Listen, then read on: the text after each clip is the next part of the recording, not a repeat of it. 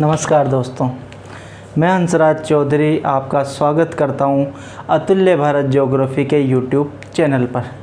जैसा कि आपको पता ही है कि 22 जून को कक्षा 12 के भूगोल के पेपर के लिए हमने एक महत्वपूर्ण प्रश्नों की श्रृंखला प्रारंभ की है। ठीक है, उसी में हमने कुछ टॉपिक्स पढ़े हैं। विद्यार्थियों की लगातार ये मांग आ रही थी कि सर 19वां अध्याय मतलब भारत के उद्योग पढ़ाइए।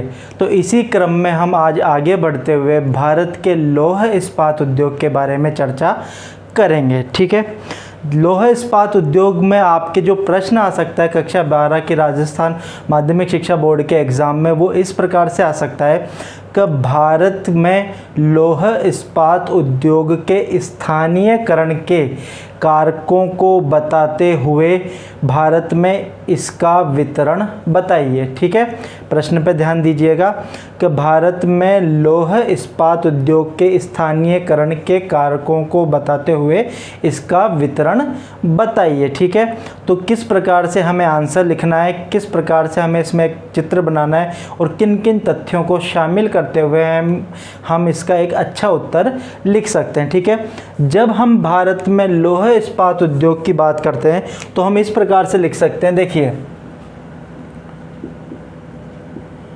लोहा इस्पात उद्योग सभी उद्योगों का आधार है। एक चीज़ ये ध्यान दीजिएगा कि जो लोहा इस्पात उद्योग है वो सभी उद्योगों का क्या है, आधार। किस प्रकार से है आधार कि इस लोहा इस्पात उद्योग से जिन भी वस्तुओं का निर्माण होता है, जिन भी क्या होता है वस्तुओं का निर्माण होता है, वह अन्य उद्योगों में काम आती है। क्या करती है वह? अन्य उद्योगों में काम आती है। तो सबसे इम्पोर्टेंट चीज़ यह है कि लौह इस्पात उद्योग को अन्य उद्योगों का क्या कहा जाता है, आधार कहा जाता है। जब हम भारत में इसके निर्माण की बात करते हैं तो वर्ष 1870 में, ठीक है, वर्ष 1870 में कुल्टी नामक स्थान पे क्या लगाया गया, एक लोहा इस्पात कारखाना। किस स्थान पे लगाया गया? कुल्टी नामक स्थान पर एक लोह इस्पात का कारखाना लगाया गया। यहाँ पर केवल ढलवां लोहा तैयार होता था। कौन सा लोहा तैयार होता था? ढलवां लोहा तैयार होता था। तो हम क्या लिख सकते हैं कि भारत में लोह इस्पात उद्योग का प्रारंभ कहाँ से हुआ? 1870 में कुल्टी नामक स्थान पर एक लोह इस्पात का कारखाना लगाया गया, जहाँ पे क्या होता था, ढलवां लोहा का निर्माण होता था। अगर हम भारत में वास्तविक रूप से लौह इस्पात उद्योग की शुरुआत की बात करें तो भारत में लौह इस्पात उद्योग की शुरुआत मानी जाती है वर्ष 1907 से। ठीक है, वर्ष 1907 में जमशेदजी टाटा, ठीक है, नाम सुना होगा आपने। वर्ष 1907 में जमशेदजी टाटा ने साकची नामक स्थान पर, किस स्थान पर? साकची नामक स्थान पर Tata iron and steel company की स्थापना की। ठीक है, क्या किया उन्होंने? जमशेदजी टाटा ने वर्ष 1907 में साकची नामक स्थान पर Tata iron and steel company की स्थापना की। इसको कहा जाता है टिस्को। शॉर्ट में इसको क्या कहा जाता है? टिस्को। ठीक है, वर्तमान में इस साकची नामक स्थान को जमशेदजी टाटा के नाम पर क्या कहा जाता है? जमशेदपुर। ठीक है, ये ध्यान रखना है आपको कि 1907 में जमशेदजी टाटा ने साकची नामक स्थान पे क्या किया, Tata iron and steel company की स्थापना की। इसको शॉर्ट में क्या कहा जाता है, टिस्को कहा जाता है। और साकची को जमशेदजी टाटा के नाम पर क्या कहा जाता है, जमशेदपुर कहा जाता है। 1907 के पश्चात 1919 में, ठीक है, 1919 में क्या किया गया, बर्नपुर नामक स्थान पे, ये नाम याद रखना है आपको, वर्ष 1919 में बर्नपुर नामक स्थान पर Indian iron and steel company की स्थापना की गई। इसको शॉर्ट में क्या कहा जाता है, इसको Indian iron and steel company की स्थापना की गई। इसको क्या कहा जाता है, इसको। ये दोनों कौन कौन से, 1907 में स्थापित टिस्को और 1919 में स्थापित इसको, ये दोनों ही निजी क्षेत्र, प्राइवेट सेक्टर की कंपनियां या उद्योग थे। ठीक है, आपको ये ध्यान रखना है कि 1907 में जो जमशेदजी टाटा ने Tata iron and steel company का निर्माण किया और 1919 में बर्नपुर में जो Indian iron and steel company स्थापित की गई, यह दोनों ही क्या थी, निजी क्षेत्र के कारखाने थे। ठीक है, इसके पश्चात क्या हुआ, वर्ष 1923 में 1923 में 1923 में कर्नाटक के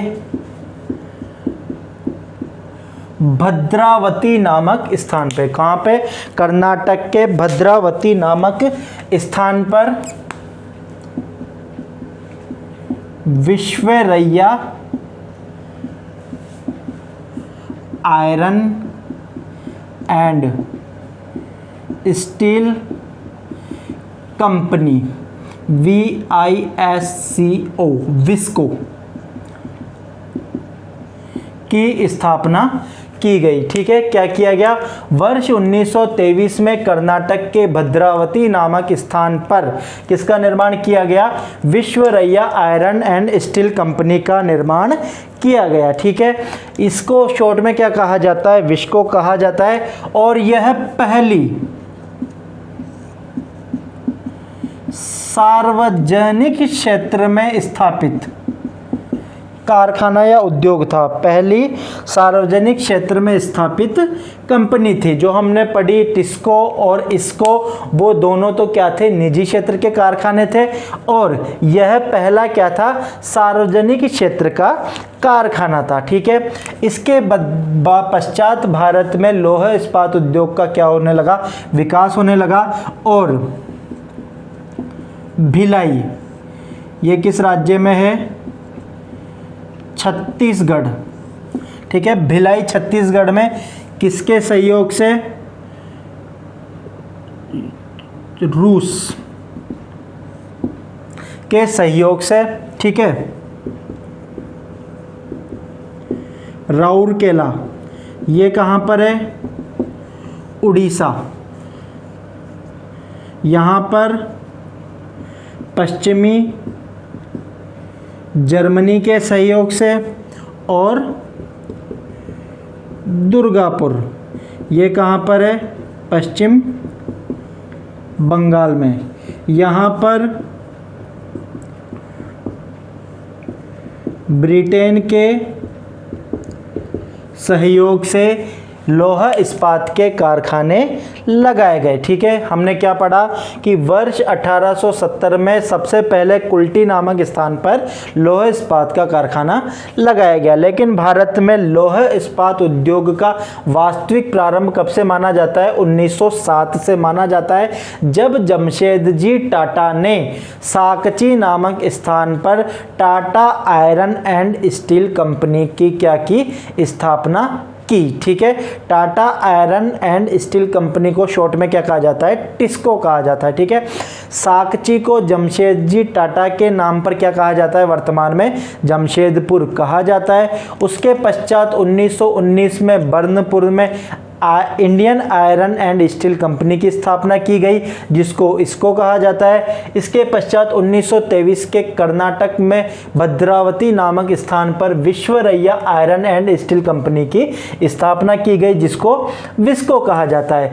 प्रारंभ की जो दोनों कंपनियां थी वह निजी क्षेत्र की थी और यह कंपनी पहली सार्वजनिक क्षेत्र की कंपनी थी। इसके पश्चात भिलाई जो छत्तीसगढ़ में स्थित है वहां पर रूस के सहयोग से, राउरकेला जो उड़ीसा में है वहाँ पे पश्चिमी जर्मनी के सहयोग से, और दुर्गापुर जो पश्चिमी बंगाल में स्थित है वहाँ पर ब्रिटेन के सहयोग से लौह इस्पात के कारखाने लगाए गए,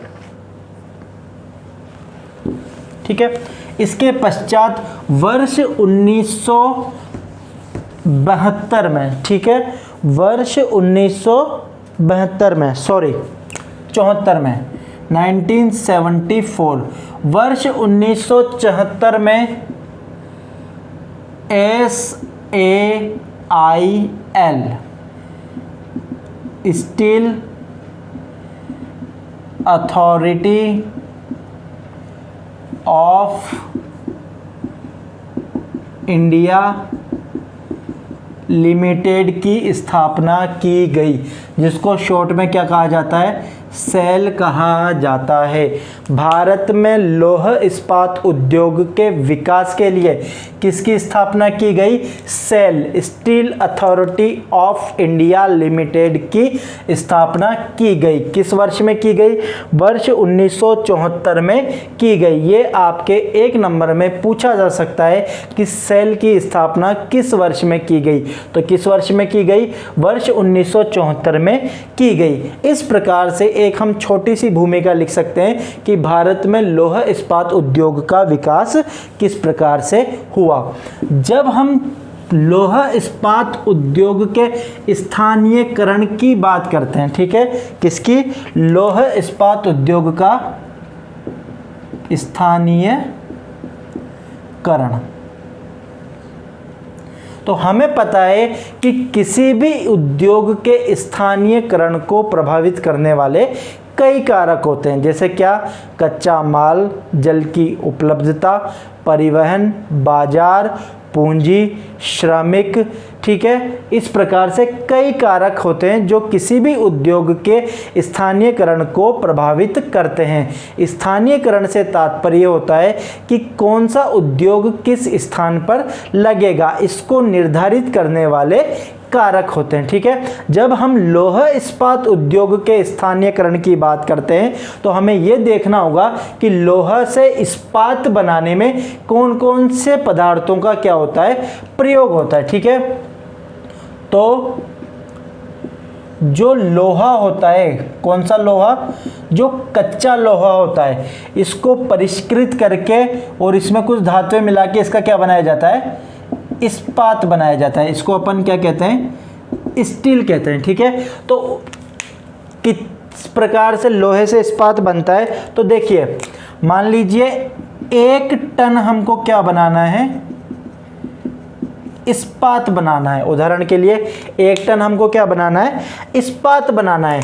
तो ये 1 टन इस्पात बनाने में लगभग 1.5 टन तो क्या चाहिए,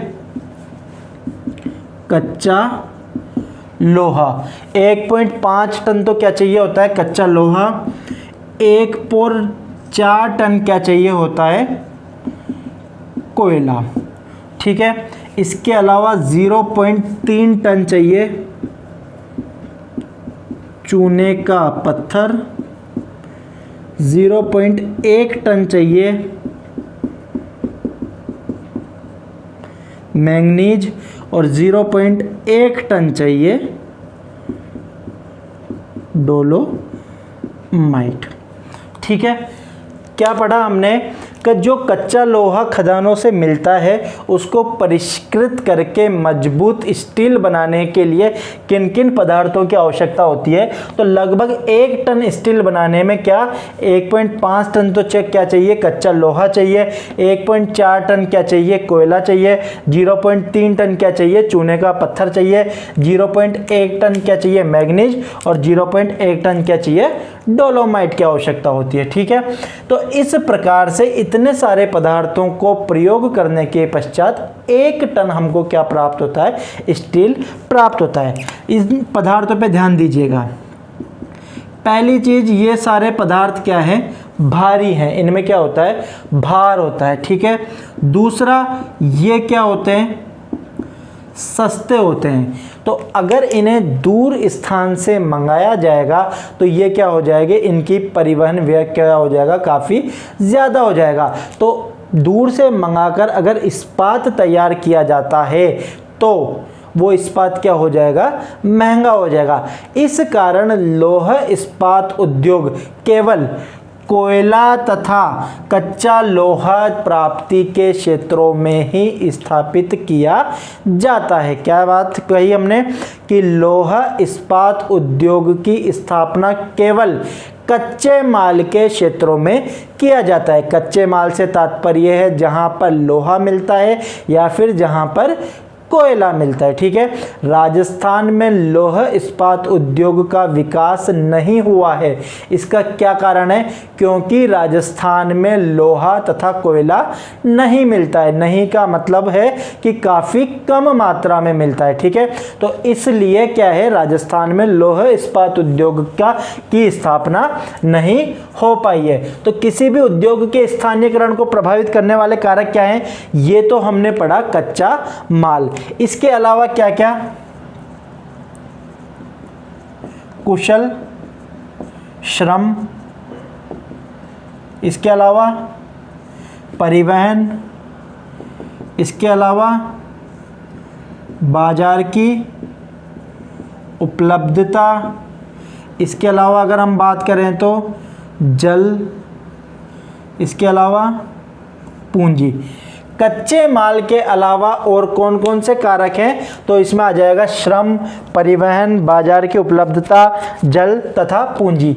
ये भी कारक हैं जो किसी भी उद्योग के स्थानीयकरण को क्या करते हैं, प्रभावित करते हैं। ठीक है, तो हमने क्या बात करी थी स्टार्टिंग में कि प्रश्न किस प्रकार से पूछा जाएगा कि लौह इस्पात उद्योग के स्थानीयकरण को प्रभावित करने वाले कारक। तो कच्चा माल भारी है, क्या पढ़ा हमने कि जो इस्पात तैयार करने के लिए कच्चा माल काम में आता है वो क्या है, एक तो भारी है, दूसरा क्या है, सस्ता है। तो परिवहन इनका नहीं किया जा सकता है। इस कारण लौह इस्पात उद्योग की स्थापना कच्चे माल के क्षेत्रों में ही की जाती है। कच्चे माल के क्षेत्रों से तात्पर्य है जहां पर क्या मिलता है, या तो कोयला मिलता है या फिर क्या मिलता है, लोहा मिलता है। इसके अलावा कौन कौन से कारक है जो स्थानीयकरण को प्रभावित करते हैं, तो कुशल श्रम हो जाता है, परिवहन, बाजार की उपलब्धता, जल तथा पूंजी। ये भी कारक हैं जो लौह इस्पात उद्योग के स्थानीयकरण को क्या करते हैं, प्रभावित करते हैं। ठीक है, इसके अलावा अगर हम बात करें तो वर्ष 2014 में इस्पात उत्पादन में भारत का चौथा स्थान था। कौन सा स्थान था विश्व में, चौथा स्थान। क्या कहा हमने कि वर्ष 2014 में इस्पात उत्पादन में भारत का कौन सा स्थान था, चौथा स्थान था। विश्व में सर्वाधिक इस्पात का उत्पादन चीन, दूसरे नंबर पर जापान, तीसरे नंबर पर यूएसए और चौथे नंबर पर भारत। ठीक है, ये ध्यान रखना है आपको कि वर्ष 2014 में इस्पात उत्पादन में भारत का विश्व में चौथा स्थान था। प्रथम कौन है, चीन, सेकंड जापान, थर्ड यूएसए और फोर्थ भारत। जबकि वर्ष 2015 में भारत चौथे स्थान से किस स्थान पे आ गया, तीसरे स्थान पर आ गया। लौह इस्पात उत्पादन में वर्ष 2014 में तो चौथे स्थान पे था और वर्ष 2015 में चौथे पायदान से ऊपर पहुंचकर कौन से पायदान पे पहुंच गया? तीसरे पायदान पर पहुंच गया। ठीक है, इसके पश्चात हम बात करते हैं भारत में लौह इस्पात उद्योगों का वितरण।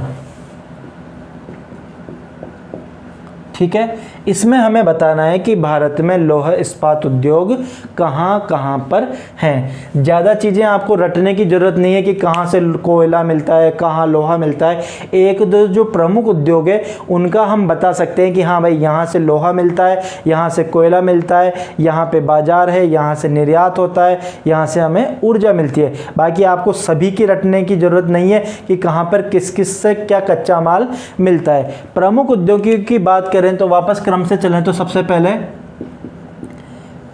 फर्स्ट नंबर पे Tata iron and steel company, TISCO, TISCO.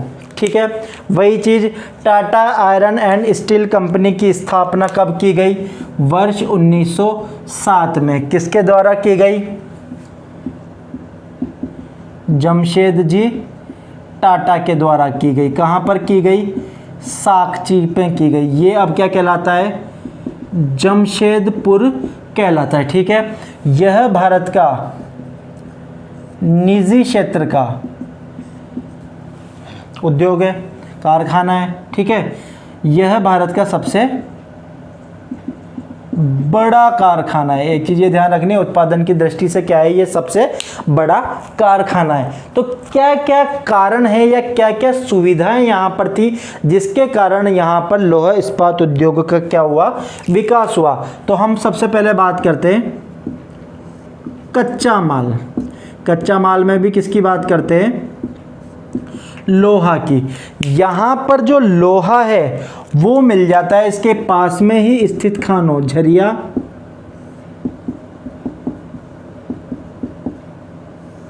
Jharia के बाद आ जाएगा बोकारो और बोकारो के बाद आ जाएगा रानीगंज। ये तीनों खाने क्या है? इस जमशेदपुर के निकट ही स्थित है। तो यहाँ से क्या कर लिया जाता है? कच्चा माल मंगा लिया जाता है। इसके बाद जब हम बात करें, सॉरी ये कोयला है, ये खाने किसकी है? कोयला की। जब हम लोहा की बात करते हैं तो लोहा कहाँ से मंगाया जाता है? नोवा मुंडी तथा, एक तो नोवा मुंडी की खान हो गई तथा बादाम पहाड़ प्रमुख खाने हैं ये लोहे की। यहाँ से क्या मंगा लिया जाता है? लोहा मंगा लिया जाता है। इसके अलावा ये जो जमशेदपुर है वो कोलकाता, मुंबई रेल मार्ग पर स्थित है। ठीक है, इसके अलावा यहाँ पे क्या है? स्वर्ण रेखा नदी से किसकी उपलब्धता हो जाती है? जल की उपलब्धता हो जाती है। और जमशेदपुर से लगभग 240 किलोमीटर दूरी पर ही कोलकाता बंदरगाह स्थित है, जहां से इसका निर्यात विश्व में अनेक स्थानों पर कर दिया जाता है। तो बंदरगाह निकट होने के कारण क्या होगा? इसका निर्यात कर दिया जाता है, जिससे बाजार की सुविधा उपलब्ध हो गई। कच्चा माल कहाँ से मिल रहा है? तो कोयला कहाँ से? झरिया, बोकारो तथा रानीगंज से।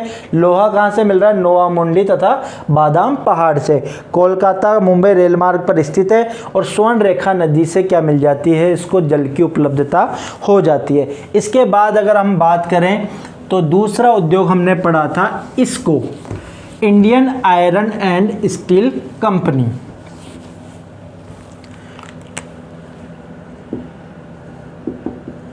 Indian iron and steel company, IISCO।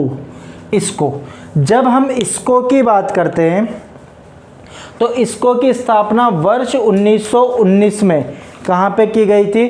Burnpur में की गई थी। ठीक है, इसके पश्चात 1936 में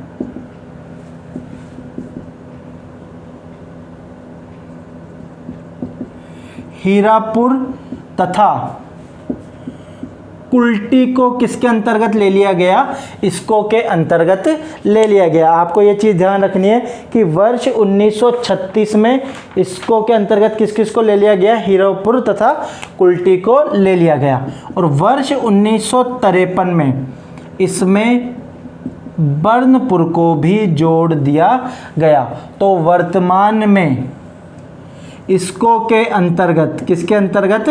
इसको के अंतर्गत 3 कारखाने आते हैं। कौन कौन से? हीरापुर, फिर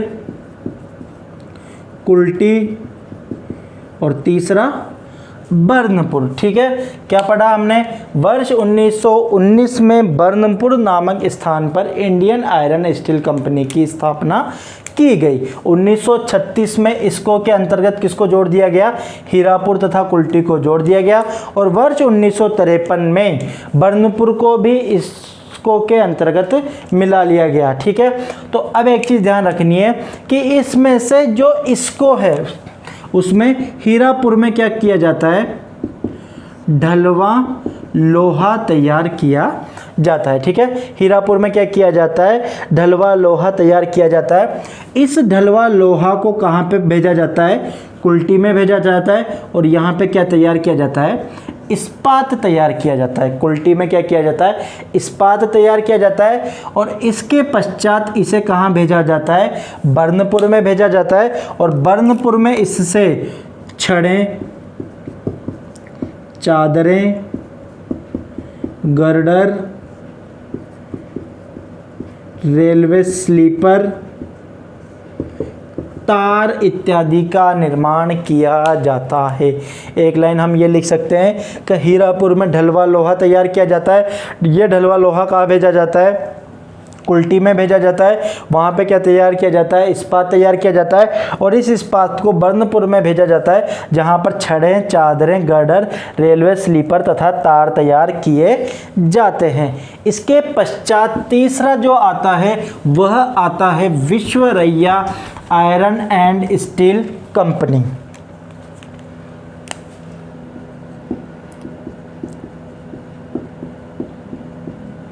Visvesvaraya iron and steel company. ठीक है, इसको कहा गया विस्को। इसका निर्माण कहाँ पे किया गया? कर्नाटक में भद्रावती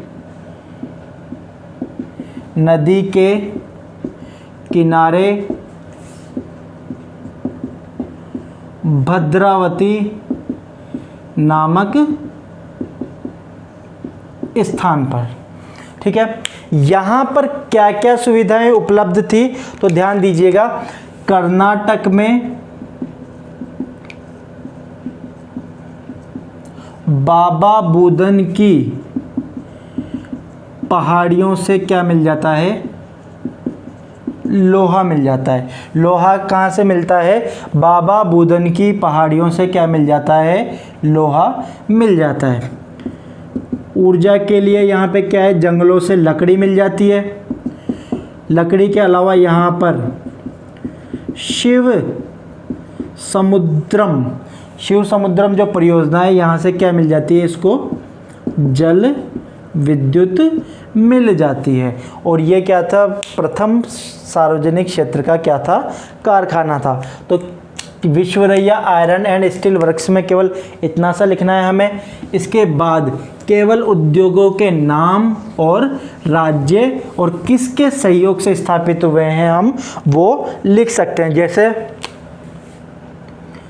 चौथे नंबर पे राउरकेला, ये कहाँ पर? उड़ीसा में। पश्चिमी जर्मनी की क्रूप्स व डिमोग कंपनी के सहयोग से स्थापित। ठीक है, 5वां भिलाई, कहाँ पर है ये? छत्तीसगढ़ में। किसके सहयोग से? रूस के सहयोग से। छठा दुर्गापुर, कहाँ पर है ये?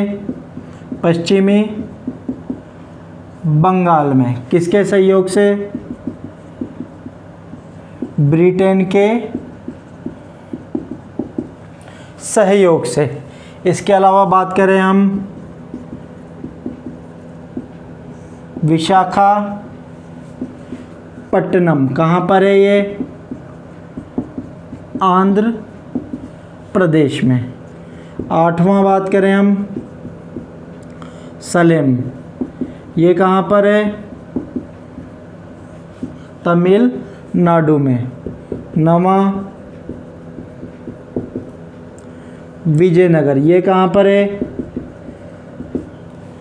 कर्नाटक में। इसके अलावा अगर हम बात करें तो बोकारो, ये कहाँ पर है? पश्चिम बंगाल में। तो यह क्या है? भारत के प्रमुख लौह इस्पात के केंद्र हैं जहां पर लौह इस्पात के कारखाने लगाए गए हैं। ठीक है, हम 3 का तो वर्णन कर देंगे जो हमने पढ़ा, टिस्को, इसको और विस्को। इनमें केवल इतना सा लिख सकते हैं। तो इस प्रकार से ये हमारा प्रश्न का उत्तर तैयार हो गया कि भारत में लौह इस्पात उद्योग के स्थानीयकरण के कारकों को बताते हुए भारत में लौह इस्पात उद्योग का वितरण बताइए। ठीक है, इसके अलावा हम क्या कर सकते हैं? इसको थोड़ा सा आप ये देखिए, ये याद कर लीजिएगा। कुछ भी नहीं है, सिंपल सी चीज़ है। राउरकेला कहाँ पर है? उड़ीसा में है। भिलाई कहाँ पर है? छत्तीसगढ़ में है। दुर्गापुर कहाँ पर है? पश्चिमी बंगाल में है। राउरकेला में जर्मनी के सहयोग से, भिलाई में रूस के सहयोग से, दुर्गापुर में ब्रिटेन के सहयोग से स्थापित किए गए थे कारखाने। विशाखापट्टनम आंध्र प्रदेश में है, सलेम तमिलनाडु में है, विजयनगर कर्नाटक में है और बोकारो कहाँ पर है? पश्चिम बंगाल में है। इसके बाद हम इस प्रश्न के उत्तर को आकर्षक बनाने के लिए एक मानचित्र बना सकते हैं। ठीक है, एक मैप आपको बनाना होगा। मैप बनाने के लिए या तो हम भारत का पूरा मैप बना सकते हैं, ठीक है, या फिर हम केवल इस प्रकार से आधा मैप बना सकते हैं। आधा मैप बनाने का थोड़ा नीचे बनाते हैं। ठीक है, आधा मैप अगर आपसे पूरा मैप नहीं बनता है तो हम केवल उस क्षेत्र को दर्शा सकते हैं जिसकी हमें आवश्यकता है। इस प्रकार से ये आधा मैप बन जाता है। ठीक है, इसमें हम दिखा सकते हैं कि हमने कर्नाटक में 2 कारखाने पढ़े थे, एक भद्रावती और दूसरा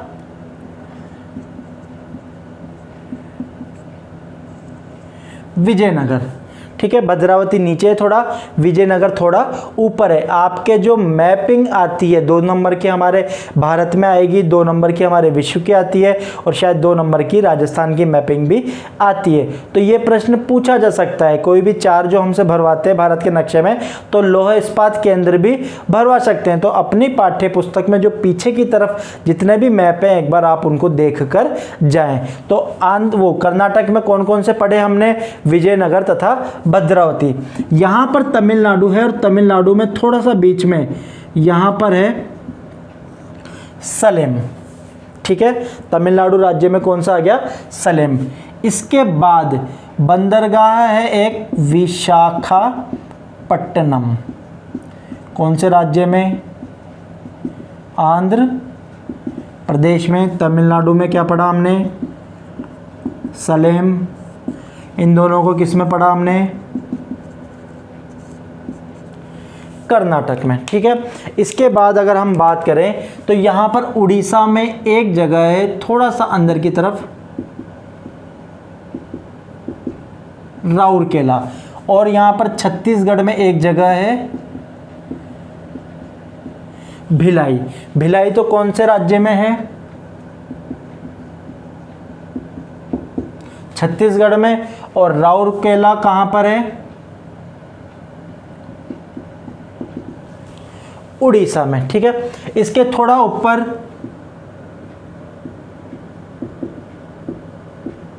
जमशेदपुर, झारखंड में है जमशेदपुर। इसके पश्चात इधर पश्चिम बंगाल की बात करेंगे तो बर्नपुर। इस प्रकार से बना सकते हैं। और यहां पर हम नीचे लिख सकते हैं भारत के प्रमुख लोहा इस्पात केंद्र, ठीक है। इसको हम यूँ अंडरलाइन कर सकते हैं। और इस प्रकार से हम एक छोटा सा मैप बना सकते हैं जिससे हमारे प्रश्न का उत्तर क्या हो जाए, थोड़ा आकर्षक हो जाए। तो आपको ये समझ में आया होगा। देखिए, कई विद्यार्थी इस टॉपिक को डर के मारे याद नहीं करते कि हमें याद नहीं होगा, जबकि इसमें ऐसा कुछ भी नहीं है। काफ़ी सिंपल सी चीज़ है। क्या बताना है कि लोहा इस्पात के स्थानीयकरण को, स्थानीयकरण क्या होता है कि कहाँ पे लोहा इस्पात उद्योग लगेगा। तो जो काम में आ रही चीज़ें उनको देखिए कि कच्चा माल क्या क्या काम में आ रहा है, कि कोयला है, लोहा है, चूने का पत्थर है, मैग्नीज है। ये क्या है, सभी भारी हैं और सस्ते हैं। तो दूर से मंगाने पर इनकी उसमें क्या हो जाएगी, वृद्धि हो जाएगी निर्माण में, ठीक है। तो इसलिए जहाँ पर केवल कच्चा माल मिलता है वहीं पर इसका क्या किया जाएगा, निर्माण किया जाएगा। इसके अलावा कुशल श्रम है, पूंजी है, बाजार है, ठीक है। बहुत से कारक है जो उद्योगों के स्थानीयकरण को प्रभावित करते हैं। उसके पश्चात हमने क्या लिखा, इसका विकास कैसे हुआ भारत में।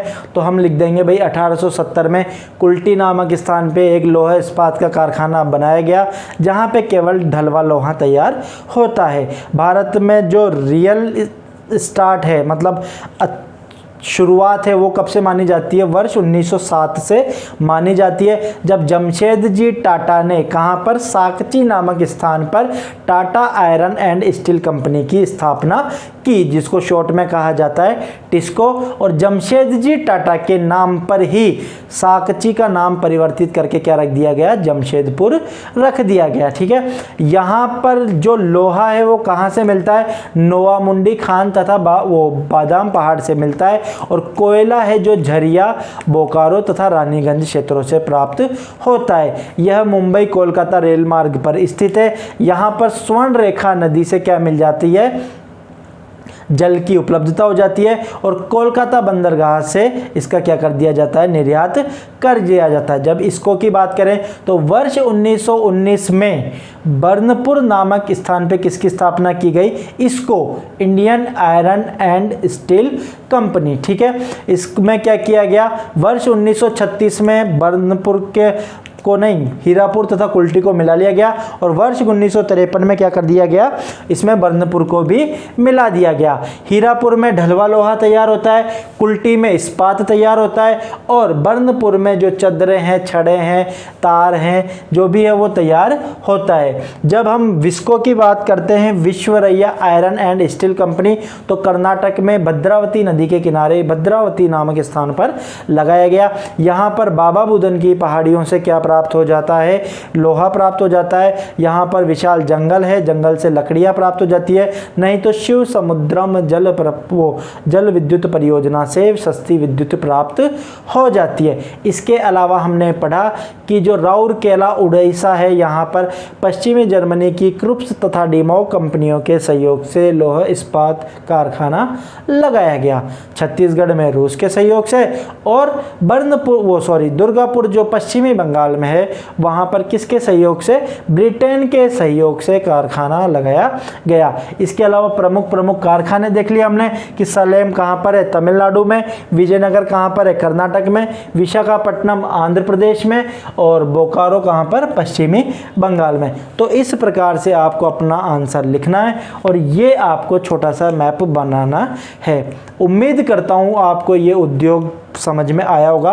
एक चीज़ देखिए, अगर हम पुराने प्रश्न पत्रों का आकलन करें तो इस वर्ष 2020 में भूगोल के प्रश्न पत्र में इस प्रश्न का आना लगभग 99% तय है। आपको आपका प्रश्न पत्र खोलते ही सबसे पहले यही दिखेगा बड़े प्रश्नों में कि भारत में लौह इस्पात उद्योग का वितरण बताइए। ऐसी मैं उम्मीद करता हूं, जरूरी नहीं है कि सभी उम्मीदें सही हो, बाकी एक अनुभव के आधार पे मैं ये मान के चल रहा हूं कि इस वर्ष आपके बड़े प्रश्नों में ये प्रश्न संभावित है आने की। तो इस प्रश्न को आप कृपया तैयार करके जाएं, ठीक है। अगर आपको कोई परेशानी है या कोई दिक्कत आती है, समझने में आती है, तो आप कमेंट बॉक्स में लिखकर बता सकते हैं। आपकी समस्या का शीघ्र अतिशीघ्र क्या किया जाएगा, समाधान किया जाएगा। काफ़ी दिनों से विद्यार्थी कह रहे थे सर 19वां पार्ट पढ़ाइए, 19वां पार्ट पढ़ाइए। इतना कठिन नहीं है जितना आप मानकर चलते हैं, ठीक है, काफ़ी आसान है। कल हम किसी और टॉपिक के साथ, एल्यूमिनियम उद्योग है, इसमें आगे चीनी उद्योग है, सूती वस्त्र उद्योग है, सीमेंट उद्योग है, तो किसी और टॉपिक के साथ आएंगे। तब तक के लिए धन्यवाद। रिवीजन जरूर करना है।